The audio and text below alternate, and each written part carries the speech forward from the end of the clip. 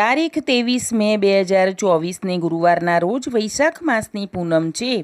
આ જ દિવસે બુદ્ધ પૂર્ણિમા પણ છે। વૈશાખ સુદ પૂનમને દિવસે ભગવાન બુદ્ધનો જન્મ થયો હતો। ઘણા વર્ષો વનમાં ફર્યા પછી અને કઠોર તપશ્ચર્યા કર્યા પછી આજના દિવસે તેમને બોધિ વૃક્ષની નીચે જ્ઞાન પ્રાપ્ત થયું હતું।